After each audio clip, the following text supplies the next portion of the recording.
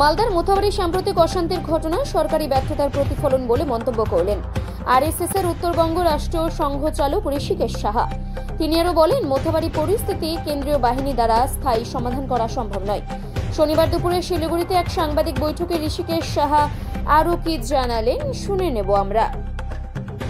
মালদাতে মাথাবাড়িতে একের পর এক বোমাবাজি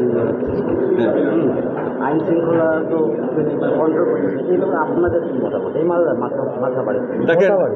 দেখেন মোথাবাড়ির ঘটনা বা এ ধরনের ঘটনা বিভিন্ন জায়গাতে হচ্ছে, যেখানে হিন্দু সংখ্যালঘু ভারতবর্ষ, আমি শুধু বাংলাদেশের কথা বলছি না, ভারতবর্ষ যেখানে হিন্দু সংখ্যালঘু সেখানে তারা অত্যাচারিত হচ্ছে, সুরক্ষিত নাই তারা।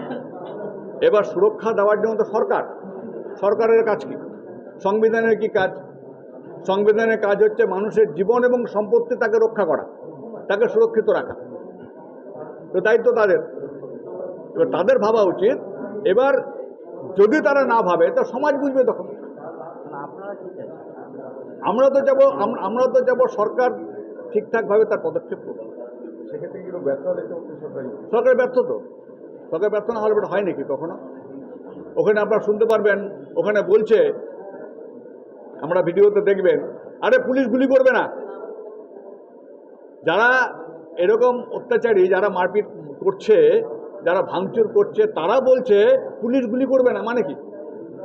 সরকারের ব্যর্থতা, তার প্রশাসনকে মানছে না। কেন্দ্রীয় কোনো হস্তক্ষেপ আপনারা চাইছেন?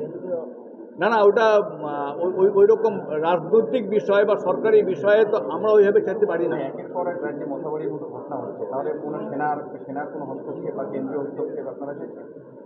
দেখেন, আমাদের 24 ঘন্টা কাজ হচ্ছে সমাজকে নিয়ে, হিন্দু সমাজকে নিয়ে। আমরা চাই সমাধান হচ্ছে, স্থায়ী সমাধান হচ্ছে সমাজ সংগঠন। আজকে কেন্দ্রীয় সরকার এখানে সেনাবাহিনী পাঠিয়ে দিল, আর তারপরে এটা পার্মানেন্টলি বন্ধ হয়ে গেল, তা তো হবে না। এর পার্মানেন্ট সমাধান চাই। পার্মানেন্ট সমাধান, বারবার একই কথা বলছি, শুভবুদ্ধি সম্পন্ন ব্যক্তিত্ব তারা সংগঠিত হোক, সমাজকে বলশালী করুক। এবং যারা আজকে এই ধরনের কাজ করছে, মোথাবাড়ির মতো ঘটনা ঘটাচ্ছে, তাদেরও শুভবুদ্ধি হোক।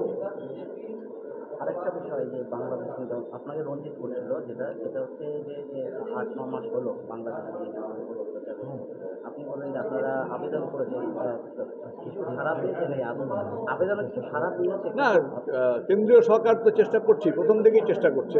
সেখানে প্রধানমন্ত্রীকে আশ্রয় দিয়েছে, যোগাযোগ সম্পর্ক রাখছে, কেন্দ্র সরকার তো হস্তক্ষেপ করেছে। তার এই যে মাঝখানে যে বয়ানবাজি হয়েছিল, তার উত্তরও কেন্দ্র সরকার দিয়েছে। কিন্তু এখনো মুক্তি হলো, সেটা তো তাদের দেশ থেকে তো এই দেশ থেকে মুক্তি করে আনতে পারবে কি এটা আমার জানা নেই। অন্য দেশের সরকার ওই দেশের কয়েদিকে মুক্ত করে আনতে পারবে কেন? চিন্ময় প্রভু ওখানকার নাগরিক, ভারতের নাগরিক নয় তো সে।